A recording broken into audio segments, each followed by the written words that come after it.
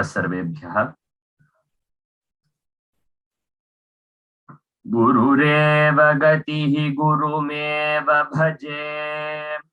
Gurunaiva sahasmi namo gurave.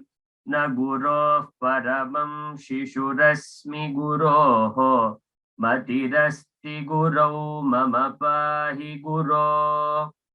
Bravimi samskritam vacha. Dhyayami samskritam hrida. Kurve sevancha kayena. Vande samskrita mataram. Yo naras samskrita vyomni. Hyalayam ramate muda. Samskritin chaiva samskaram. Vindate natra samshayaha.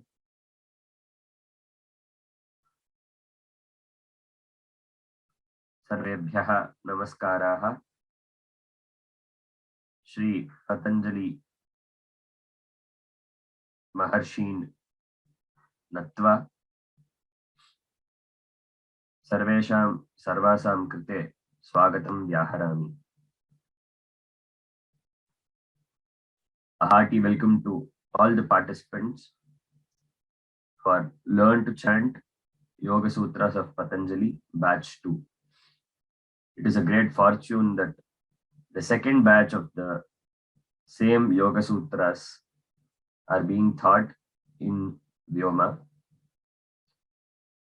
Without taking much time, I would want to introduce you to the Sutradhara, the main person, the teacher of this course. In fact, the co-teachers of this course. Firstly, Namaste Bhagini, Kumari Sriprada Indrakanti Bhagini. Bhagini is studying Ayurveda at SDM College, and Bhagini has a lot of experience in teaching Samskrita shlokas, Samskrita bhajans to many children and many people. It is Bhagini's goal which has brought her here to teach everybody Ayurveda and the basics of Ayurveda, which is yoga.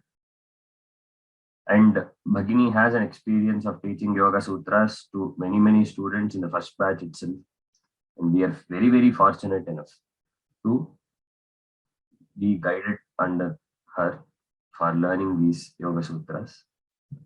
Namaste Bhagini. Dhanyavadaha. Thank you so much for taking this course. It is a very awaited course in yoga, since we all know Yoga Day is coming up, the International Yoga Day is coming up. Next, I would want to introduce Lasya Bhagini, Lasya Indrakanti Bhagini. Lasya Indrakanti Bhagini is also a student of Samskrita Vyakarana, and she has been studying Vyakarana under Venkat sir and Rajeshwar Ram Bandaru sir. And both the sisters, as you would already know, have a very great cultural background. Both are classical singers, and Lasya Bhagini is a Bharatanatyam dancer for the past 12 years. And Bhagini has great interest in taking forward this Samskrita Jnana and spreading it over to all of us. So I would like to again and again show my gratitude through this Vaksumanjali to both Indrakanti sisters who have accepted this yajna of delivering and teaching Yogasutras to all the people who are very interested in learning Yogasutras. Dhanyavadaha. Dhanyavadaha. Without you, this course will not happen. So, you are the Sutradharas. Dhanyavadaha. Aupacharikaritya kinchit vadami. So, I would like to reiterate a lot of things which all of you will already know, but just to have a pleasant experience in this course, I would want to tell you certain things about the course. To join the class, log on to our website, sanskritfromhome.org. Please log in with your credentials. And once you go to the dashboard, you will get a dialog box in the right side of your dashboard, which says join now. Only if the class is live, you will get this join now. Until the teacher starts the class, you will not get this. So please wait till the teacher starts the class, and then you may join the class through this. You will be directly taken to Zoom webinar once you join the class. And you can join this class from your PC, your iOS device, or any Android device. These are certain options which are available in the Zoom webinar. Raise your hand, question and answer, mute and unmute option. So please make sure you use these whenever it is relevant. You might be asked to recite the sutras at the end of the class.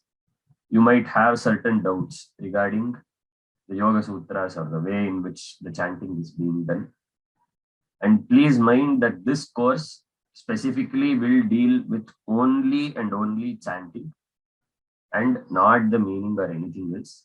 Please refrain yourself from asking any questions which are related to the meanings of the sutras or any others which are not relevant to the course. If you are allowed to talk, please make sure that you unmute yourself when you speak. And when your chance is not there, please mute yourself. It is recommended, very, very highly recommended, that all of you use a very nice set of headphones with mic, so that you have a pleasant experience in hearing. There is no background noise, and whatever you are speaking is also heard by the teacher.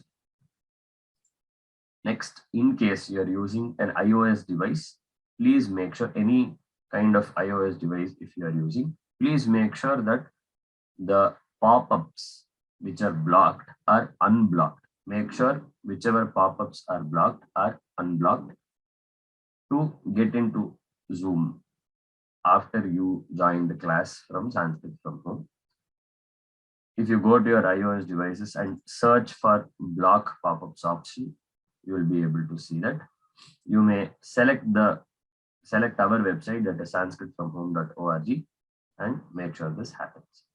Please make sure that all of you unblock the pop-ups.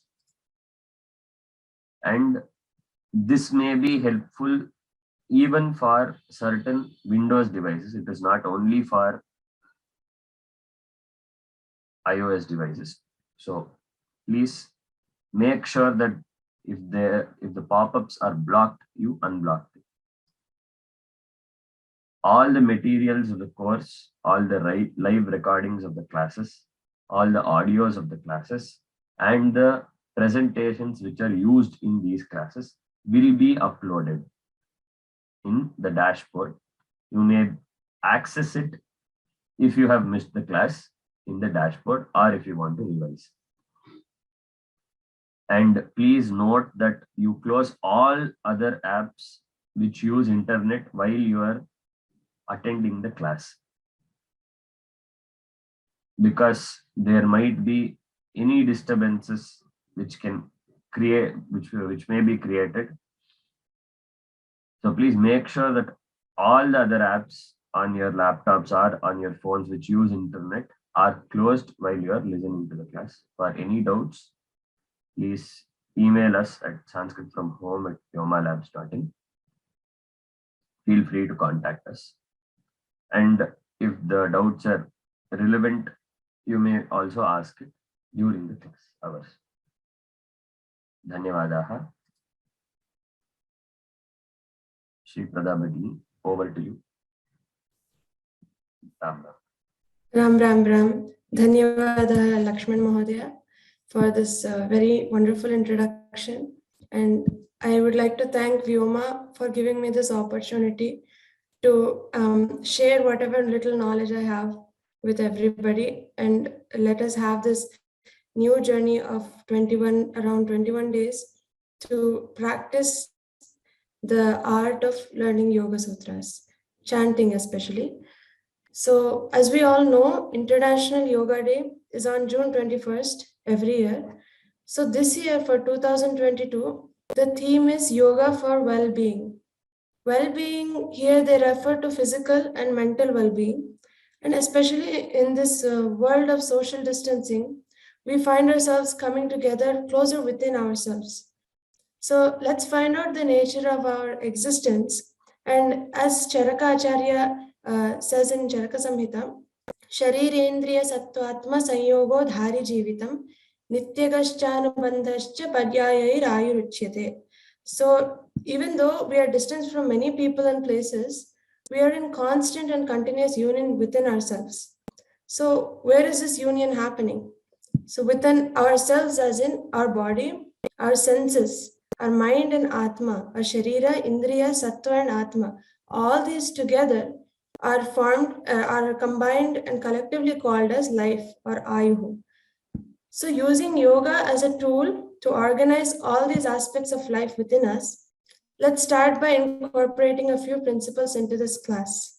Firstly, a really good thing to incorporate is focusing on refining the nuances of pronunciation. So number one would be pronunciation. The aim and objective of this class is partly pronunciation and partly memorization.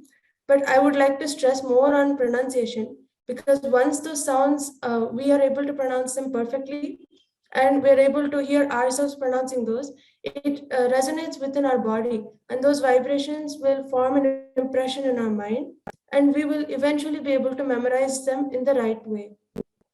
And secondly, the posture. So for this class, I suggest everybody to adopt a comfortable and stable posture. And this is our asana. So we have to make sure that it's either Sukhasana or Vajrasana, anything which you are comfortable. And try to make sure your neck, your back, and your head are all in a straight line. This will help us concentrate and focus better. And the third aspect is your presence. I really encourage that we all come to class every day regularly and we're oriented towards the class. We know what's happening, in which class, which sutras were being taught. And then if we incorporate these three things, we will have peace. So the above 3 points will help us in chitta vritti nirodha, which is the definition of yoga itself. Yoga's chitta vritti nirodha. So to stop the mental fluctuations. Just like in a pond, which is still of water, when we throw a stone, there's always ripples. So if we want to make those ripples go away, we should stop throwing the stones. We should just observe the nature of the water. So this peace will be a natural outcome of our practice of pronunciation, posture, and presence. Let's fully involve the 4 aspects which are together defined as life. That would be Sharira, Indriya, Sattva, and Atma. And into perfecting our pronunciation, posture, being present and peaceful as we commit to learning the 4 padas of Patanjali Yogasutras, that is Samaadhipada, Sadhanapada, Vibhuti-pada, and Kaivalya-pada. Today we embark this spiritual journey of around 21 days as a preparation for Parayana of all the 156 Yoga Sutras on June 21st. We will start this session with our humble prayers to all the great gurus of Sanatana Dharma and Maharshi Patanjali. I will share my screen and Lakshman Mahodaya, with your permission, I will start the class. Avashyam.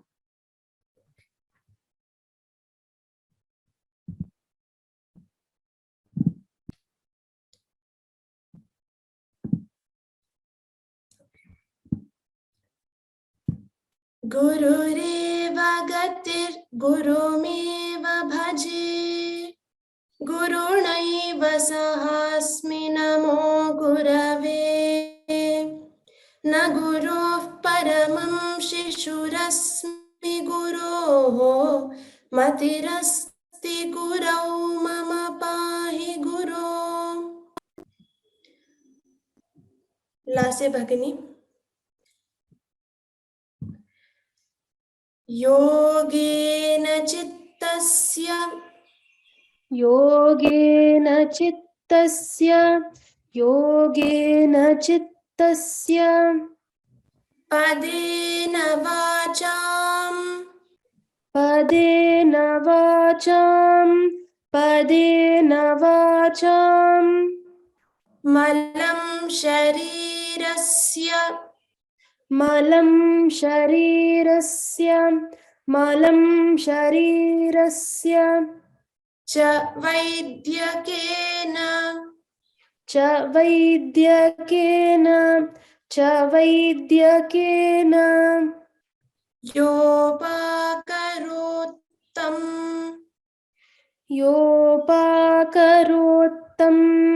योपाकरोत्तं प्रवरं मुनीनां प्रवरं मुनीनां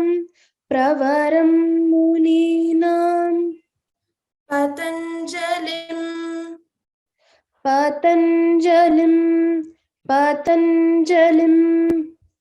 प्राञ्जलिरानतोऽस्मि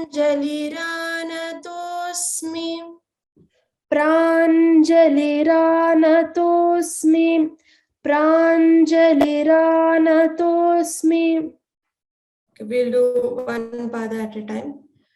योगेन चित्तस्य पदेन वाचाम् योगेन चित्तस्य पदेन वाचां योगेन चित्तस्य पदेन वाचां मलं शरीरस्य च वैद्यकेन मलं शरीरस्य च वैद्यकेन मलं शरीरस्य च वैद्यकेन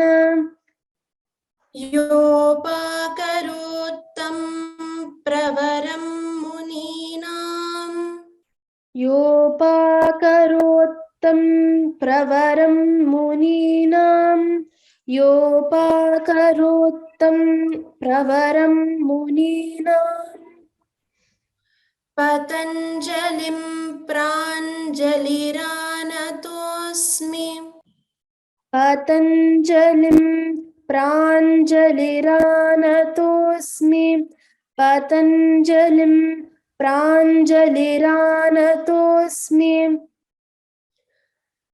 योगेन चित्तस्य पदेन वाचां मलं शरीरस्य च वैद्यकेन योगेन चित्तस्य पदेन वाचां मलं शरीरस्य च वैद्यकेन योगेन चित्तस्य पदेन वाचां मलं शरीरस्य च वैद्यकेन योपाकरोत्तं प्रवरं मुनीनां पतञ्जलिं प्राञ्जलिरानतोऽस्मि योपाकरोत्तं प्रवरं मुनीनां पतञ्जलिं प्राञ्जलिरानतोऽस्मि योपाकरोत्तं प्रवरं मुनीनां पतञ्जलिं प्राञ्जलिरानतोऽस्मि योगेन चित्तस्य पदेन वाचां मलं शरीरस्य च वैद्यकेन योपाकरोत्तं प्रवरं मुनीनां पतञ्जलिं प्राञ्जलिरानतोऽस्मि योगेन चित्तस्य पदेन वाचां मलं शरीरस्य च वैद्यकेन योपाकरोत्तं प्रवरं मुनीनां पतञ्जलिं प्राञ्जलिरानतोऽस्मि योगेन चित्तस्य पदेन वाचां मलं शरीरस्य च वैद्यकेन योपाकरोत्तं प्रवरं मुनीनां पतञ्जलिं प्राञ्जलिरानतोऽस्मि So every class we will start with the Mangalam, Gurureva Gatihi, and after that we will do Yogena Chittasya, and then we will start the class. This is the first pada. Atha Patanjala Yogasutrani. Atha Prathamaha Samaadhipadaha. Atha Patanjala Yogasutrani. Patanjala Yogasurtrani. Patanjala Yogasurtrani.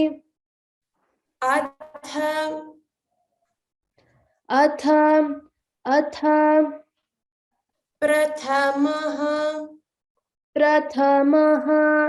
Prathamaha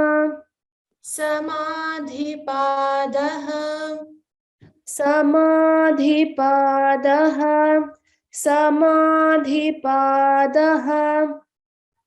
Atha Patanjala Yogasutrani. Atha Patanjala Yogasurtrani.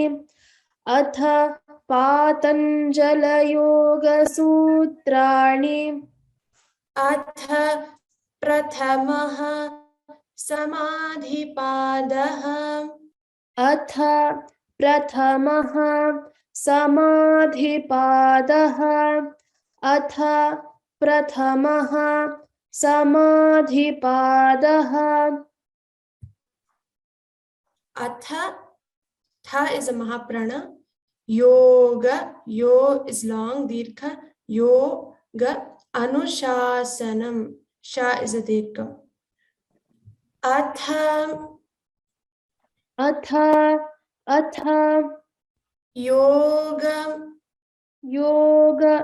Yoga Anushasanam. Anushasanam. Atha Yoganushasanam. Atha Yoganushasanam. Atha Yoganushasanam. Yogaha, Yo is again long. Chitta, stressandata. Vritti, again stressandata. Try to make the sound vr, not like ri or ru or ra, it is vr. So vritti nirodhaha, again ro is long and dha is a mahaprana. Yogaha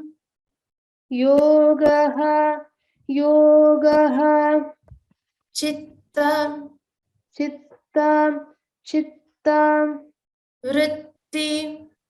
vritti nirodhaha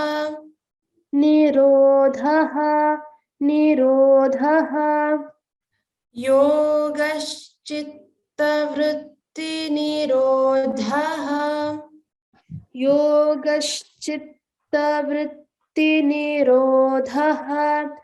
Yogaschitta vritti nirodhaha.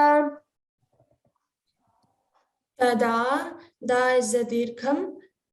Drashtuhu, focus on drashtuhu, dasha. It's in dasha in Vishnu. Swarupe, pe again, wherever a comes, it's always long. Avasthanam, focus on the Mahaprana, tha. Tada, drashtuhu, swarupe,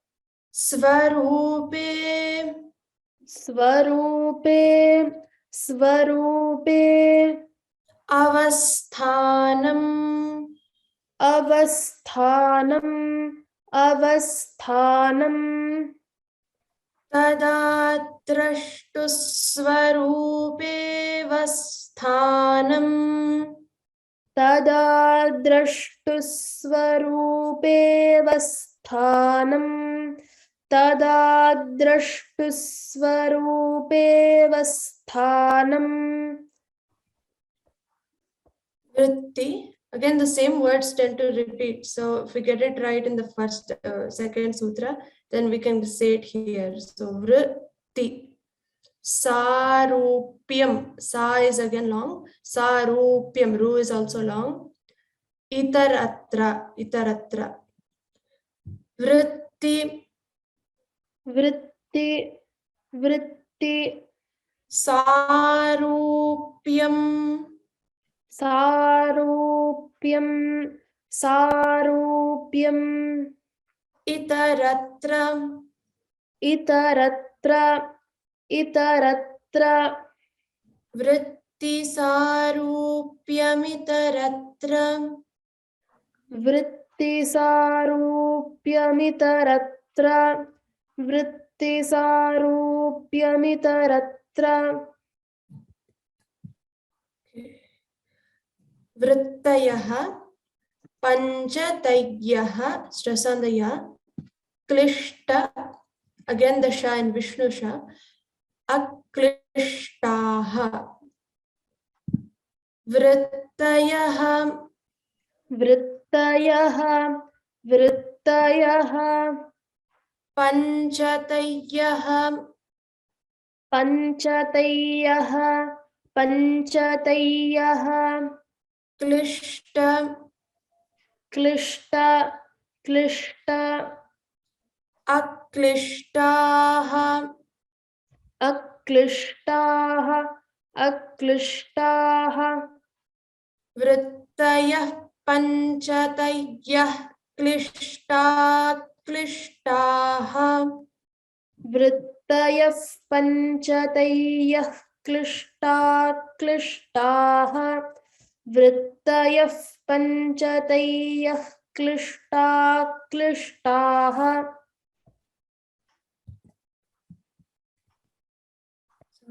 Here, pramana, viparyaya, vikalpa, nidra, smritayaha. Pramana. Pramana. Pramana. Viparyaya. Viparyaya. Viparyaya. Vikalpa. Vikalpa. Vikalpa. Nidra. Nidra. Nidra. Smritayaha. Smritayaha. Smritayaha. Pramana viparyaya vikalpa nidra smritayaha. Pramana viparyaya vikalpa nidra smritayaha. Pramana viparyaya vikalpa nidra smritayaha.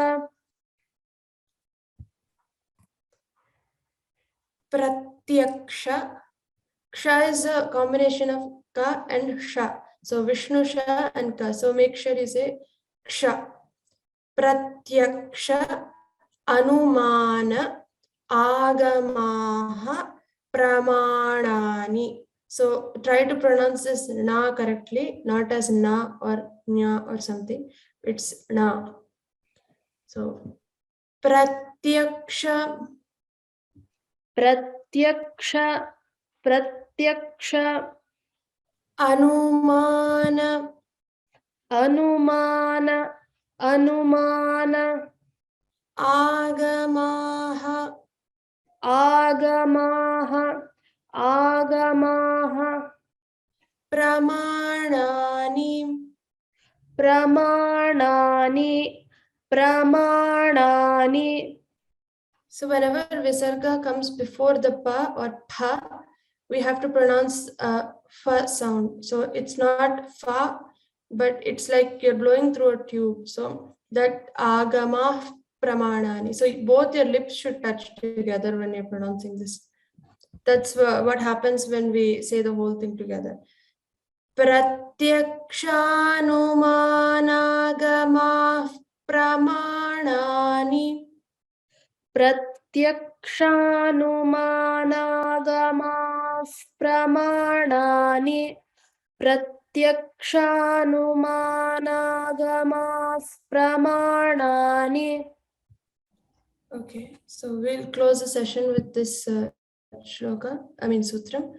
And the next class we will continue from 8th sutra.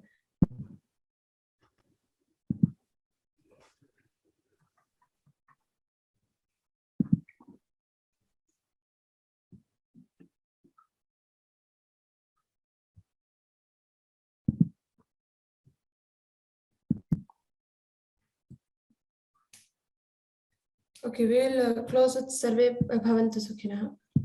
Sarve Bhavantu Sukhinah, Sarve Santu Niramayaha, Sarve Bhadrani Pashyantu, Ma Kaschit Dukkha Bhag Bhavet.